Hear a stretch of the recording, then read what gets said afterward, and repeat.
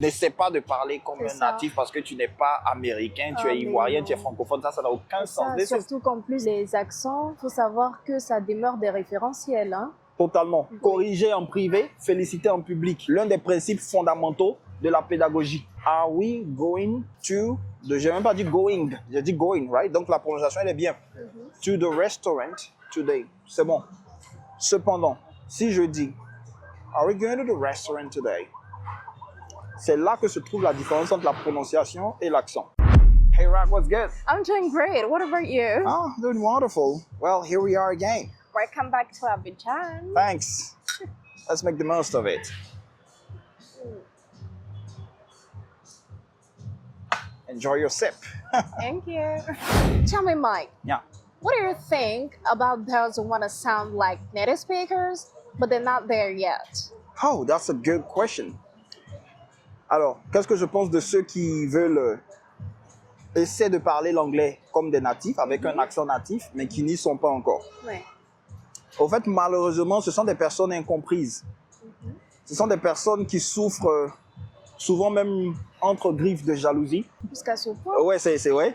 On a une catégorie de personnes qui vont voir ces gens-là en ligne, par exemple, en train de créer du contenu ou dans des endroits, et puis qui vont leur demander d'arrêter carrément d'essayer de parler l'anglais avec un accent natif. Moi, je ne suis pas du tout d'accord avec ça.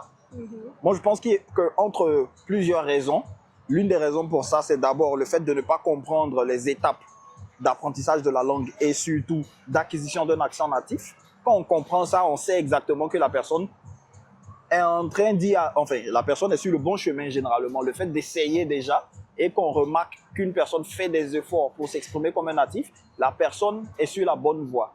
Maintenant, après, la question, c'est de savoir à quelle étape cette personne se trouve et est-ce que la personne pratique de la meilleure des manières. Est-ce que la personne fait bien le shadowing, par exemple? Et puis est-ce que la personne est constante? C'est surtout ça. Donc, il y a une catégorie de personnes qui ne comprennent pas cette étape-là. Et puis tout à l'heure, je parlais de jalousie. C'est vrai que c'est fort, mais malheureusement, c'est quelque chose que je remarque chez plusieurs personnes. Il y a plusieurs... Tu sais, l'acquisition de l'accent natif, il y a des personnes même qui sont devenues des experts en anglais, hein, c'est-à-dire qui ont un bon niveau de langue, qui sont de bons formateurs et tout, mais qui n'ont pas su s'y prendre avec l'accent, qui ont certainement essayé de copier l'accent natif, pour d'autres personnes pas du tout. Mais parmi les personnes qui ont essayé de copier l'accent natif, il y en a qui s'en sont lassés, parce que au fait, avec le temps, on se dit que ça doit prendre juste 3 mois ou 4 mois, alors que c'est un processus. Moi, ce que je fais avec les gens quand je parle du programme de 10 semaines, c'est pas pour commencer du niveau 0 à 10. Non, ce sont des personnes qui parlent déjà l'anglais. Et puis, on fait ce qu'on appelle du accent detox. Right? Voilà. C'est ça, au fait. Voilà. Donc, c'est une amélioration. C'est pas l'acquisition d'un accent natif d'un point 0 à un point. Non.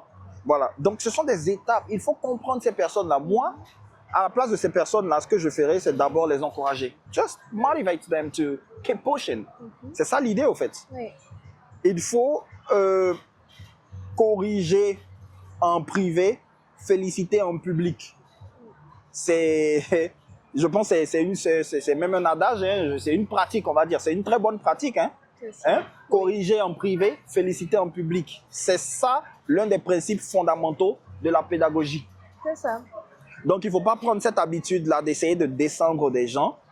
Moi, je dis souvent que c'est même une sorte de jalousie parce que des gens qui voient d'autres personnes qui peut-être sont à une étape même un peu plus avancée qu'elles, en train d'essayer de copier un accent. Mais comme justement, il peut y avoir des problèmes de compréhension à cette étape-là et qu'on ne comprend pas ce que la personne veut dire à un certain niveau, ben on va dire à la personne d'arrêter carrément. Non, ne parle plus l'anglais comme un natif.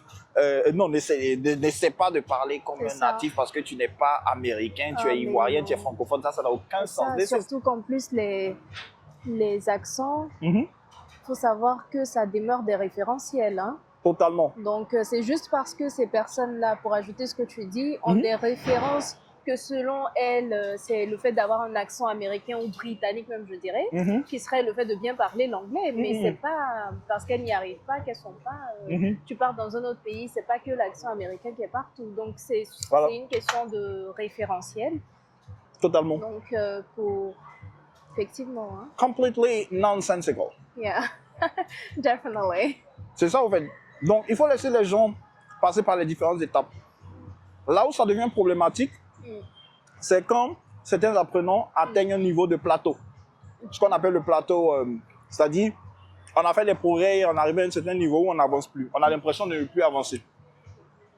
Alors, si on a affaire à une personne qui stagne, vous connaissez la personne et vous écoutez souvent la personne parler, ça fait plus d'1 an, la personne est sur ce même niveau, vous ne sentez pas d'amélioration dans sa prononciation, c'est-à-dire qu'il y a peut-être un problème quelque part. Peut-être que la personne pense qu'elle y est déjà. C'est ça. But they're not there yet, right? Yeah, they're not there yet. Donc moi, je pense qu'il faut changer d'approche. Il faut commencer à encourager les personnes qui font des efforts pour s'exprimer avec un accent natif. Et puis, il faut éviter d'imposer sa préférence aux autres. Exactement. Personne ne vous oblige à parler l'anglais comme des Américains, mais n'imposez pas aux autres de parler l'anglais en déposant les mots en anglais sur votre accent français un peu directement comme ça, comme les Français le font là. N'imposez pas ça aux gens juste parce que c'est votre préférence. Non, c'est pas vous qui définissez la norme en fait. C'est ça. C'est ça l'idée. L'idée c'est que la langue c'est un outil de communication. On est ici en Côte d'Ivoire présentement où on a des personnes qui sont nées ici, qui ont fait toutes leurs études ici en Côte d'Ivoire et qui ont suivi des cours, qui se sont auto-formés pour réduire leur accent. Right? C'est ça. C'est ça, en fait, travailler sur la diction des personnes qui sont dans le journalisme et tout. Qu'est-ce qu'on va dire à ces personnes? On va reprocher à ces personnes de ne pas parler l'anglais et le français comme comme l'Ivoirien lambda. Ne nous écartons pas du but fondamental d'une langue. C'est la communication, c'est pas le fait d'avoir l'accent, une appartenance d'un certain groupe. Non, c'est pas forcément ça. C'est pas du tout sérieux ces manières de faire là. Yeah.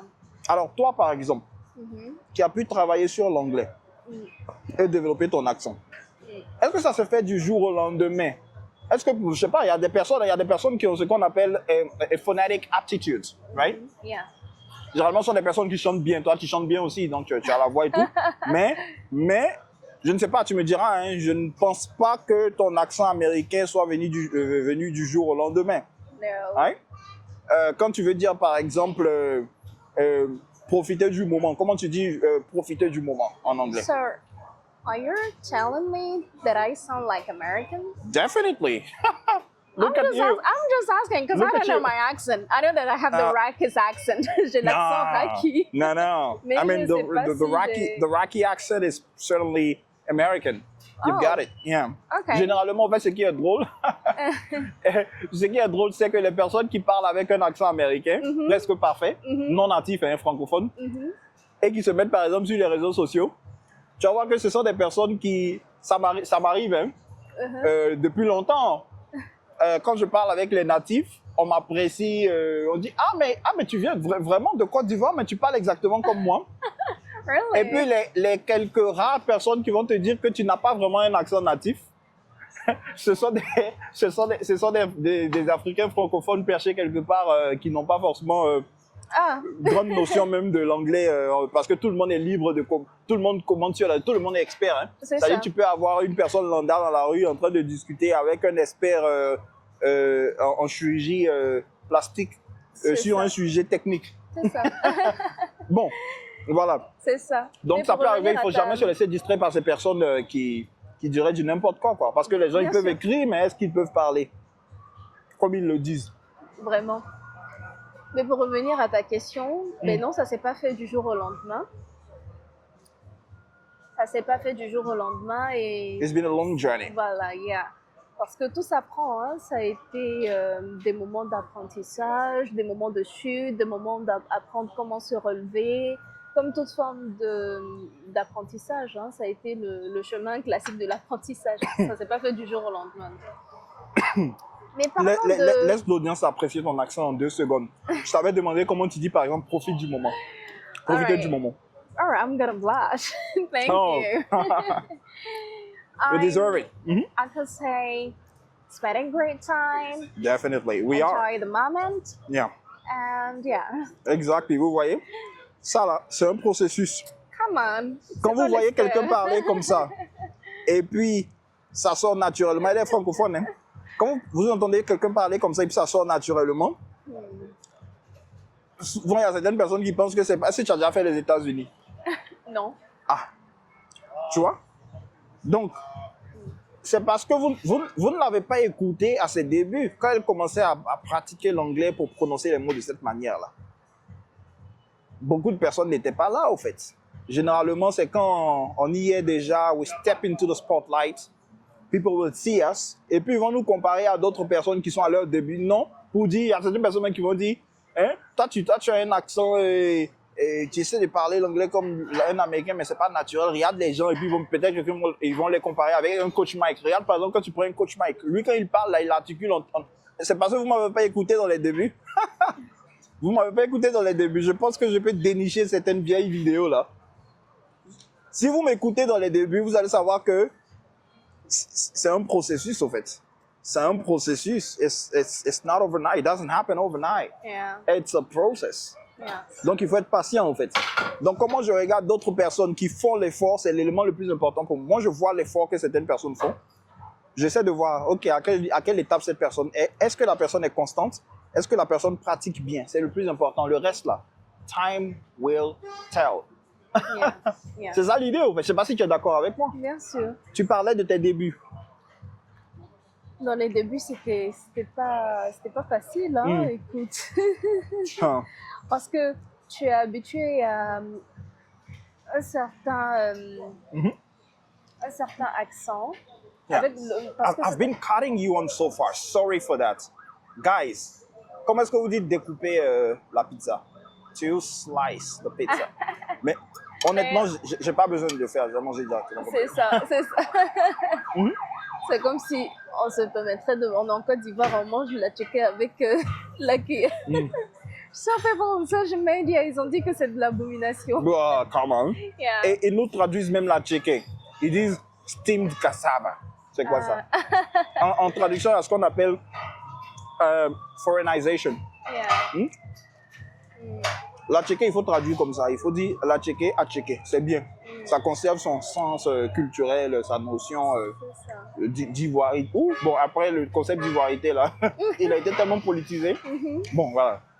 Son caractère ivoirien. C'est ça. Vas-y, Rocky.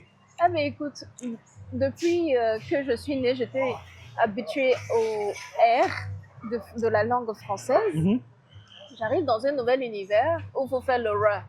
Non, mais c'était pas évident avec la prononciation, avec l'accent. D'ailleurs, en parlant de prononciation et accent, j'aimerais bien savoir quelle différence pourrais-tu faire pour qu'on puisse comprendre, ceux qui nous suivent aussi, la différence entre la prononciation et l'accent. Parce que parfois, il y a une petite nuance et il y a des personnes qui ont tendance à se dire que c'est la même chose. Quand je dis par exemple, I'm doing good today. Are we going to the restaurant today? La prononciation n'est pas mal, elle est bien. Quand je dis restaurant, tu comprends que c'est restaurant. Je dis, are we going to the restaurant today? Tu vois, c'est bon. Are we going to... J'ai même pas dit going, j'ai dit going, right? Donc la prononciation, elle est bien. To the restaurant today. C'est bon. Cependant, si je dis, are we going to the restaurant today? C'est là que se trouve la différence entre la prononciation et l'accent. Quand je dis, are you going to the restaurant today? En plus de bien prononcer les mots individuellement, je les connecte comme un natif. C'est ce qu'on appelle le connected speech. C'est ce qui vous permet d'avoir un accent natif. Dans le Survival English Boost, pour les personnes qui, généralement, les personnes qui vivent aux États-Unis, en Amérique du Nord, ou qui souhaitent améliorer leur accent, en anglais, on travaille sur ça. En 10 semaines, on démystifie tout ce qui est connected speech. Super, au fait. Guys, tell me if you want to have Rocky on this training. Dites-moi si vous voulez que Rocky fasse partie de la formation. Est-ce que vous voulez que Rocky fasse partie des personnes qui vont vous outiller en la matière? Voilà. Donc on dira que la prononciation, c'est le mot tel qu'il est dit à son état brut. Et l'accent viendra donner un peu plus d'éloquence, il y aura cette impression de mélodie. C'est ça. Avec tous les aspects linguistiques et paralinguistiques, la prosodie, la mélodie de la langue. On dit the melody of the language. L'intonation, les rises, les falls, tout ça, quand ça entre en ligne de compte, ça constitue ce qu'on appelle l'accent. Il y a des personnes qui vivent aux États-Unis depuis très longtemps, comme par exemple de la communauté latino, par exemple, et qui parlent l'anglais couramment, qui prononcent bien, mais dès les premières phrases, vous savez déjà qu'ils ne sont pas des natifs, parce qu'ils n'ont pas forcément travaillé sur l'accent, ou bien, juste à cause de leur première langue, leur langue maternelle, ben, ils ont cet empêchement-là. Donc, alors, ce qui vous permet de vous faire comprendre, c'est la prononciation. Ce qui vous permet de faire une excellente impression, c'est l'accent. Ça, c'est dans toutes les langues. C'est ça. Alors, ça ne veut pas dire qu'un Ivoirien ne peut pas faire bonne impression avec son accent ivoirien en français. C'est ça, c'est ça. Ou qu'un Nigérien ne peut pas. Non. Mais quand on travaille la diction, ça permet de faire meilleure impression. La communication, je ne sais pas pourquoi il y a des gens qui refusent de comprendre ça. Même en français, la communication, il faut travailler sur sa diction, il faut travailler sur sa manière de formuler les mots et tout. Si certaines personnes choisissent de ne pas le faire, il n'y a pas de souci. Mais laissez ceux qui souhaitent le faire, ou nous, les créateurs de contenu, qui aidons les personnes à le faire. Quand on en parle, il faut qu'ils nous laissent tranquilles un peu et qu'ils ne viennent pas, je sais pas, verser leurs émotions dans les commentaires pour dire non, vous êtes des Africains, voici le travail des Africains, vous voulez parler l'anglais comme les natifs. Non, guys, pardon, Rocky, il faut leur dire ça. Je ne sais pas si en anglais ou bien peut-être en espagnol, on va dire ça maintenant. Mais écoute, mon point de vue sur cette affaire, c'est qu'il n'y a pas de meilleur accent. Ouais. C'est dire pour moi qu'il y a un meilleur accent, c'est comme si je dis qu'il y a une meilleure culture. C'est ça. Il n'y a pas de meilleure culture, il n'y a pas de meilleur accent. Et comme je le disais plus tôt, c'est que des référentiels. C'est qu'il y a eu une référence que des personnes se sont dit que parler comme des Américains, avec l'accent américain, sonner américain, ça fait bonne impression, ça fait beau. C'est pour ça qu'il y aura un groupe de personnes qui peuvent se diriger. Mais si moi j'ai l'accent, par exemple, de quelqu'un du Kenya ou d'Ouganda, ça ne fait pas de moi qu'il y a un mauvais accent. Chame, what do you think about it? L'accent, c'est un trait culturel. C'est ce qui marque votre identité. Vous devez être fier de votre accent, mais vous pouvez aussi souhaiter l'améliorer. Ça n'a rien de... Ce n'est pas une sorte... comment on dit acculturation en français? Acculturation, non, quelque chose comme ça là. C'est pas une sorte d'acculturation, c'est-à-dire, voilà, ça va quoi. Et puis même a little bit of acculturation is okay. That's what makes melting pots, right? Donc c'est ça qui fait le brassage culturel de toutes les façons. Mais bon, voilà. C'est ça. Il n'y a pas de souci. Laissez les personnes qui souhaitent améliorer leur accent tranquille. C'est ça. Et puis quand ils n'y sont pas, quand ces personnes, elles n'y sont pas, laissez-les passer et traverser les différentes étapes et puis c'est tout. That's it. Et le plus important, c'est que tout s'apprend. Tout s'apprend, c'est possible que ça s'apprenne, que ça se travaille pour pouvoir atteindre l'objectif souhaité. C'est ça. C'est ça le bon côté des choses. Voilà, donc je pense que déjà, ça sera tout. Hein? Yeah. I don't know if you want to say something else or ask another question. Okay. So guys, that's it. That was a quick one. Let me show around. Let me show around. I think it looks pretty great here. So yeah, this is Abidjan, guys.